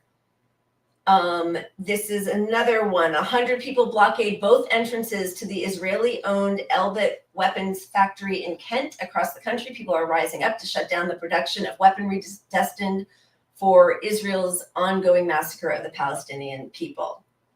And 30 Israeli organizations issue urgent warning. Settlers are exploiting the lack of public attention to the West Bank to escalate their campaign of violent attacks in an attempt to forcibly transfer Palestinians.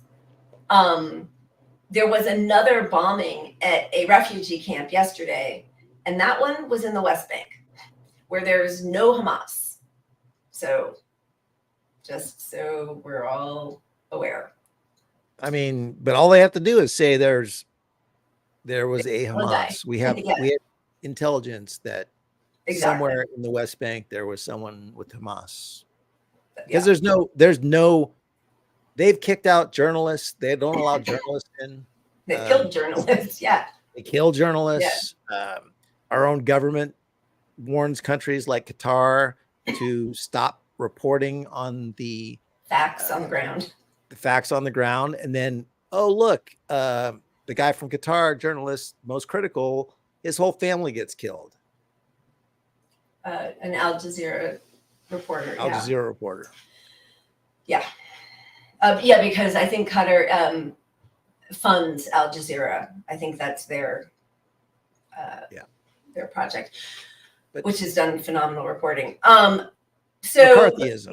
McCarthyism. Although just the last part of that, what you were saying is, just before we get into that, but the Israeli government just introduced a bill, which actually she revised this. It wasn't a bill. It was just a decision by the government that allows them to shoot protesters with live fire. That was a few days ago.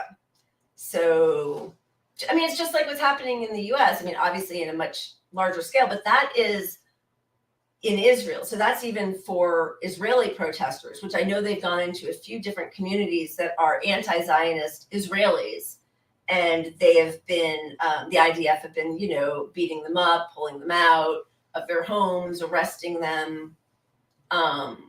Where's the slide on the 10,000? Tell me, 10,000 what? 10,000 Israelis that were arrested. Oh, no, okay, sorry, but that's Palestinians right here. Yeah, Palestinians arrested Yeah. in Israel. Yeah. So, I mean, this in itself, like, these are people in their own country from Palestine. Like, how do you justify 10,000 arrests in 2 weeks? Right. So, I mean, these yeah. are not Hamas agents. This is 10,000 people. So they already were holding, I think, about 6,000, which is part of what Hamas, that was their initial ask, was to release the prisoners that Israel, the Palestinian prisoners that Israel was holding, many of whom have never been charged with a crime, and they're just sitting there. Many are children. And instead, they've almost doubled the number to 10,000 over the last 3.5 weeks. And a lot of those people, you know, they were saying that day laborers who get permits to leave Gaza, to go in to Israel to work, have not been heard from since October 7th. And these day laborers probably don't want to be over in Israel working, but they're living in such squalor. I mean, over half the population is unemployed. They don't have jobs. They have nothing. They're surviving on government assistance, which is food, like, you know, minimum food to just survive to the next day. Yeah, and there was actually a report on how, because obviously Israel has this enormous blockade and only allows a certain amount, I mean, before this, only would allow a certain amount of food in. They did a study and calculated exactly how many calories were necessary per day, per person, for survival. And that's where they topped it out. Okay, so talking about equating, excuse me, being pro-Palestinian and pro-liberation with being a terrorist.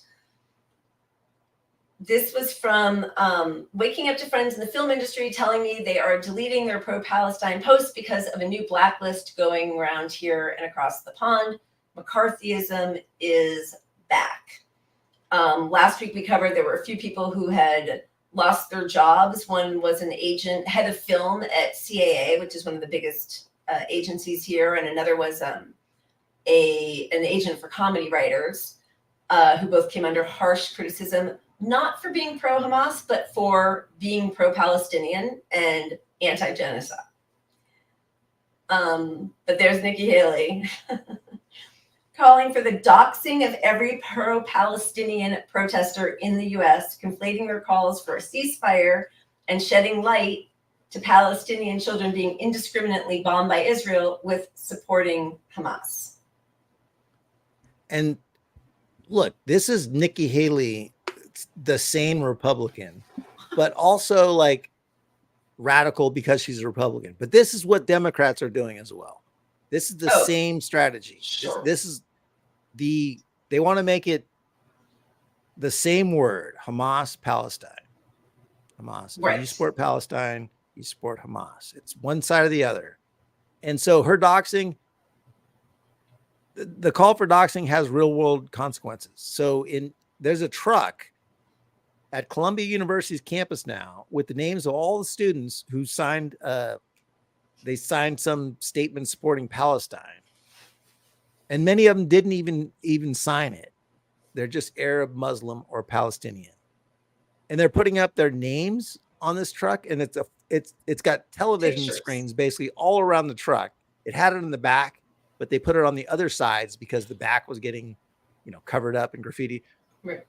So they're driving around with this truck saying these are the people, like, why, obviously it's to target violence against them. So Right. this whole idea that the whole country is turning on Jewish people, like, the racists are always going to be anti-Jewish. That those people exist and they're terrible people, but there is no increased, like, progressives aren't anti-Jewish people. Right. There's no rise in, like, I mean, there might be some. There's always Yeah. some, but like the real rise is shit like this because the U.S. is acting like these are terrible people because they want peace in Palestine. Right. Yeah. So, the difference is, well, first of all, I don't know who is doing that truck. That's vile.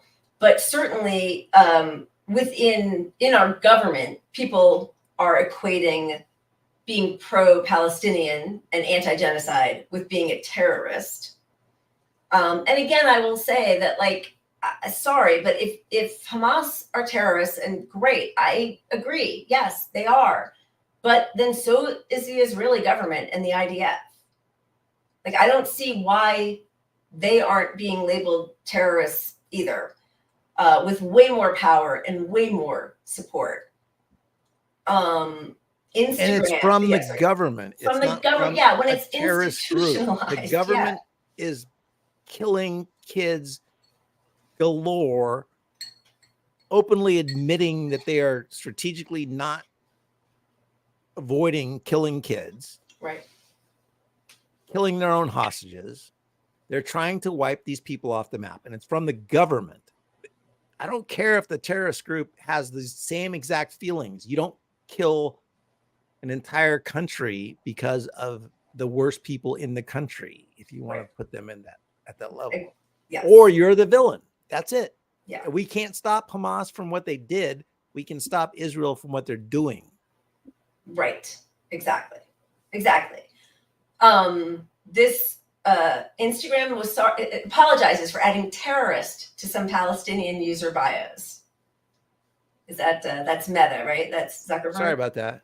Sorry about calling you a terrorism. It just was a glitch. Our algorithm labeled you a terrorist. I mean, I know. So in the midst of all this, I've seen so many high-profile Jewish people talk about, check in on your Jewish friends, which again, like, as you're watching a genocide and you're seeing that, I mean, we've said all this. When you're seeing what's happening, and the fact that it is an institutionalized slaughter, it's not some awful random people. Of course, there's anti-Semitism, and it has been institutionalized before. Right now in the U.S., I don't think you can argue that there is an institutionalized anti-Semitism. If some crazy person shoots up the Tree of Life synagogue, yes, he's an anti-Semite. It's a horrific act of violence. But right away, everybody condemns it. And on the flip side, we are watching the decimation of thousands of people in the hopes that Israel has to completely expunge them from their land. So I'm not sure why we need to check in with our Jewish friends about this. I really don't. But this was one of the first things. I saw Amy Schumer, who I didn't want to do another actress being the worst of the week since last week it was Sarah Silverman. But first they came for LGBTQ and I stood up because love is love. Then they came for immigrants and I stood up because families belong together. Then they came for the Black community and I stood up because Black Lives Matter. Then they came for me, but I stood alone because I am a Jew. I don't even understand where that sentiment is coming from, except for such a deep, propaganda that you've been brought up with, that you think that every Arab and every Muslim wants your death. Like they've tried to make From the River to the Sea a genocidal threat, which it is not. It's about freedom. I don't know. If someone fighting for liberation is a terrorist, you change the narrative. Yeah. I mean, when you see in our country, when 9/11 happened, there was a lot of racism that stewed towards Arabs. Yeah. And Muslims. In general. Yeah. Right. Just anybody brown. It was vile. Yeah. And so we're kind of like making this their 9/11 on purpose, because it's like it's enabling that racism towards the brown people again. And so to be the Jewish person who feels so threatened by this, I mean, look, I'm not Jewish, and I know there's anti-Semitism exists, and all that is absolutely true and real, and might get amplified by this somewhat, but it's not going to compare to the amplification of our government saying that the brown people are the bad people, which is effectively what we do when we condone all this genocide against them. Yeah. They are more at risk, and I don't see trucks outside of colleges with the names of Jewish people on them. Right. Calling them terrorists who are doing a genocide.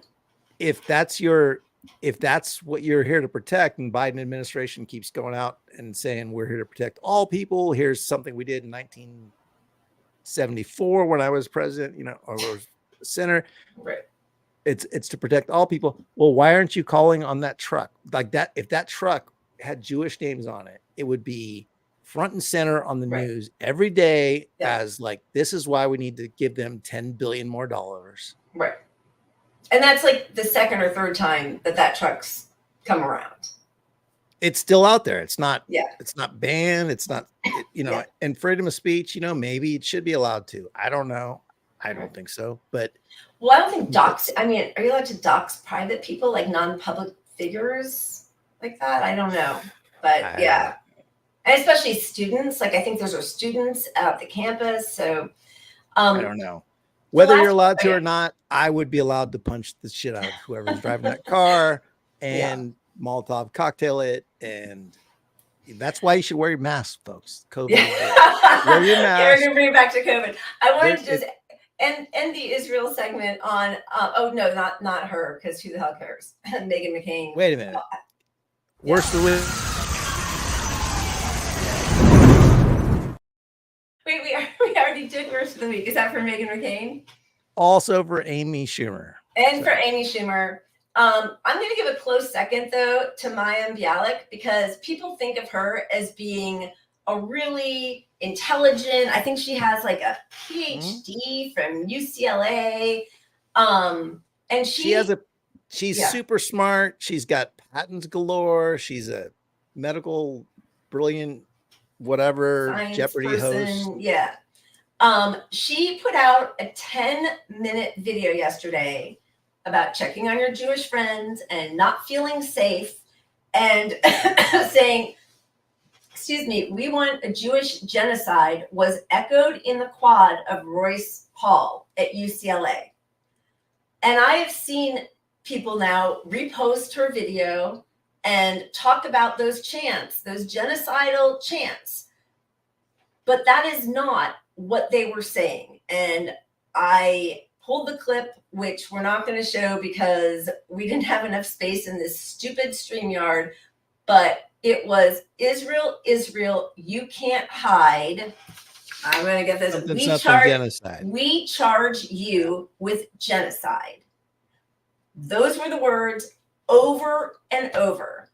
But that's going to get lost in the ether while celebrities say that they heard, like the beheaded babies that never existed of Israelis, that they heard. I'm sorry. Yeah. But we can't allow people to keep making this argument that criticisms of Israel is anti-Semitic. Right. Which is what this comes down to. I mean, the USA are the bad guys. Like, we are the bad guys. So I'm criticizing the USA. I don't want USA people to all die. I'm USA. Right. I live here. Yeah. So it's the same thing. You don't have to defend, like, people that are too sensitive on some level. I don't know. I'm walking in dangerous territory here, but like, criticisms of Israel does not mean we want Jews to die or we are anti-Jewish people or anything like that. It means we want a government to be humane, just like we're calling on the USA government to be humane. We're doing the same thing with Israel. And so they're trying to make this connection that progressives are now, there's a problem on the left with anti-Semitism. They did the same thing to Jeremy Corbyn, right? And there isn't. There are anti-Semitic people on the left. There always have been. I'm not saying they don't exist, but it's not getting amplified because it might go up a little smidge, but it's not a big problem because most of the stuff they're calling anti-Semitic on the left is criticism of the actual government and the war crimes and the genocide. Right. And equating this is obvious shit. I know. Jewish people with Zionists is anti-Semitic. Because there are plenty of Jews who are not Zionists. And there are little videos of scholars out there saying anti-Zionism is anti-Semitism now. They're like trying to draw a direct line between the two. All right. We should wrap this segment up because we should just touch on COVID, which this happened to us last week also. God, we had so many great videos, but I think, what do you think? We should just move on. So much we have to watch. I don't know. The Shahid Bolson one was really good, but yeah. Let's show that. I mean, I really feel like there's a lot of important information in this. All right, here we go.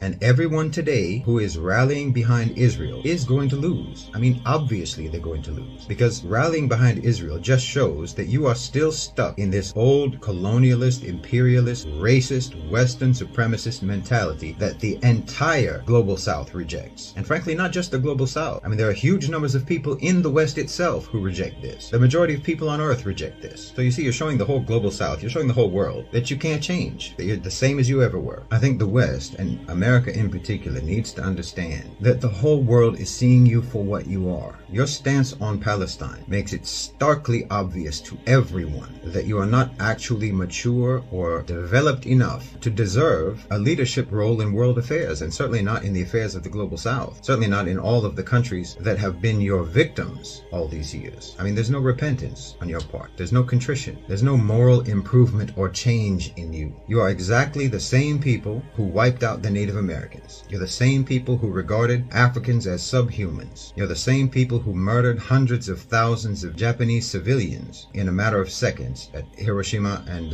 Nagasaki. You're the same people who dropped napalm on civilian villages in Vietnam. I mean, on and on. Nothing changes. And nothing exposes this today more than your stance on Palestine. Nothing demonstrates that you have not changed or developed in centuries more than your shameless support for Israel. And believe me, you're alienating the whole planet by this. When you back colonialist, Zionist violence against the Palestinians, everyone sees it as emblematic of your whole attitude to the non-Western world, to the non-white world. Everyone in the global South identifies with the Palestinians. Everyone in the Muslim world identifies with the Palestinians. When you declare your support for total war against the Palestinians, when you declare your support for a psychopath like Netanyahu calling for basically a final solution against the Palestinians, well, everyone in the global South gets the message. You are deranged, immoral, barbaric, bloodthirsty, racist savages. And all your talk about human rights and the rule of law and all of that is all just hideous hypocrisy. You don't mean any of it, and you never did. That's brilliant and true. And his name is Shahid, it's either Shahid or Shahid Bolson. I think he's a historian, possibly a professor, but I'm not sure. So I'm sorry. I should have done a little more research on him, but I really loved that clip and what he said. Let's get him on the show. All right, let's get him. Shahid, come on, such a pod. I'm trying to transition us out into something. Yeah. Let's transition. More lighthearted. Like, yeah, we'll go to COVID. No. All right, we're gonna do just a quick update on COVID, or what's our feeling? Yeah, I mean, there's not a lot to report on. I mean, obviously, COVID still exists. Let's see how we're doing. We both pushed the same button. Yep. New cases. I mean, I always look at the deaths, but 1478 is horrific. But all those people in the hospital, and also all that long COVID that's going to be happening, the workforce, people who are out on disabilities, it's just rising exponentially these last couple years. Worker power. Unfortunately, that does increase our worker power. I mean, it does. It makes a tight labor market. It's a silver lining. It's not it's going to only get worse. So we will have more power in the labor market for much longer than they plan on us having power. That's right. This is particularly bad because kids are going to school. They are not masking. They're getting infected and reinfected. And everybody says, oh, it's the flu, it's RSV. But, the tests are not actually as accurate as they used to be with all these new variants. And the damage that just one infection, but especially repeat infections, is causing. And we only know what that is for 3 years at this point. So, in 10 years, I don't know what we're all going to be thinking. It's going to be pretty devastating, I think. Yep. So good thing we got a ban on mask mandates. Unbelievable. Unbelievable. And one of them is, I think, Tim Kaine, who has long COVID, voted for a ban on mask mandates on public transportation for the next fiscal year. What would motivate somebody, especially like a Democrat? So all of those that I can't read because I don't have my glasses on, that are listed are Democrats. So Tammy Baldwin, Sherrod Brown, the big progressive. And just to reiterate, this is on public transit. This is not like you can't go to your bar if you want. You can't go to your restaurant. This is like a needed way of getting around for a ton of people on disability who aren't living on a full income or don't have the ability to drive or are doing the responsible thing by taking public transportation for the environment. Like, you would want to boost this if you're a rational, sane person. And obviously, we're not talking like everyone has to show their card to show they got the vax. Right. This is a fucking mask. In a pandemic, when we still have 1,500 people dying, we don't know the long-term effect of this, other than we know it's extremely bad. We know the long-term effect of this is not going to be good for anyone. It's dropping our mortality rates are going through the roof. Plummeting. Plummeting. No, you're right. Mortality rates are going up. The life expectancy is plummeting. You're right. I'm wrong. First time for everything. But there is good news for the people that keep citing the Cochrane study, which they will never see, but maybe you could post it to them. There's another big study out, pretty much debunking directly. If you read the study, it targets the Cochrane report or whatever you call it. The review. Cochrane review. But mass work, we know this. There's a million studies that say it. Just physics, folks. It's just physics. For God's sakes. But in spite of that, the CDC is still weakening protections. Dr. Judy Stone has done a lot of work on in Forbes magazine, talking about how they're pushing for surgical masks, if that, they don't make a distinction between respirators and the baggy blues. So that is our CDC. I mean, our world right now reminds me of the whole Trump presidency. Pat and I keep pushing it at the same time. The whole Trump presidency, where it was like he would do something outrageous and everybody would be like, oh my God, I can't believe it. And then the next day he would do a different outrageous thing and you kind of forget about the one before. And it just feels like just COVID, what's happening right now, even if we were taking it seriously, should be front page headline news every day. But we can't even focus on that because there's just one atrocity after another. I mean, it just, you can't catch a breath.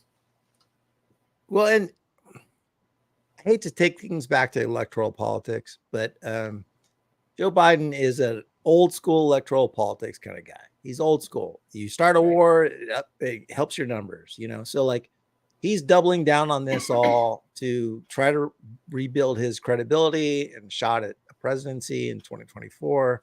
Right. But he's fumbled on every possible aspect of that.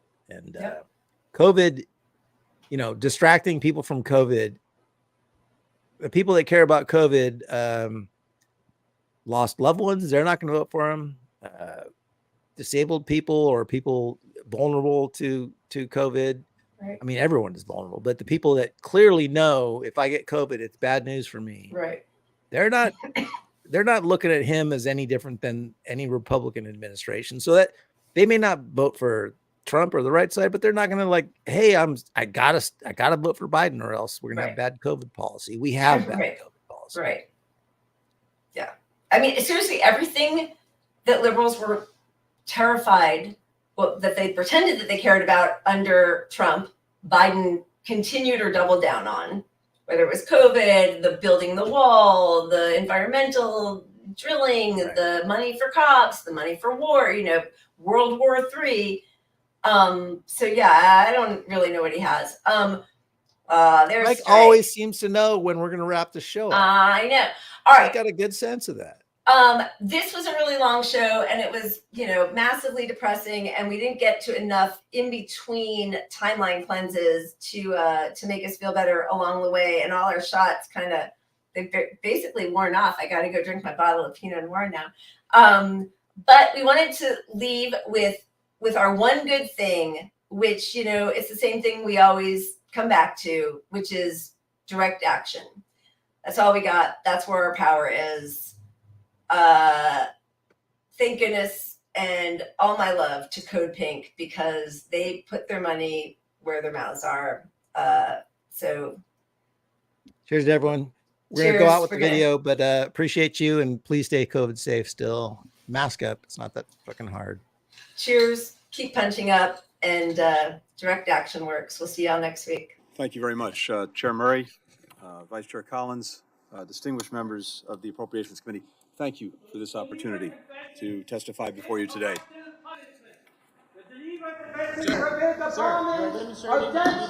Populated areas. Stop supporting the genocide and ethnic cleansing of the people of Gaza. Ceasefire now. Save the children of Gaza. Not shrinking back. Not in the face of Russia's aggression against Ukraine. Not in the face of an intensifying strategic competition in the Indo-Pacific and around the world. If the witness will suspend, and I ask that everyone again respect this hearing, we will suspend until the room is cleared.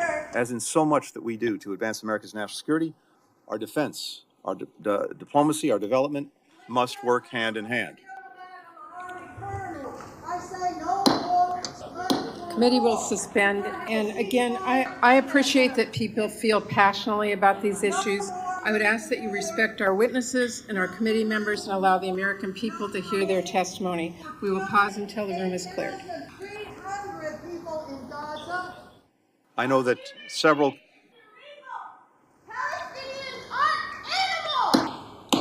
Committee will suspend, and I again ask that those in the audience respect the people in the room and allow us to continue the hearing. The hearing will suspend until the disruption is removed. Ceasefire now! Ceasefire now! Ceasefire now! the President and I have both stressed the need for Israel to operate by the rule of Committee will suspend. Let them be at the table! Why aren't they at the table? Ceasefire now! I said you! Ceasefire now! Mexico! All the walls are about to go! Palestine and Mexico! All the walls are about to go!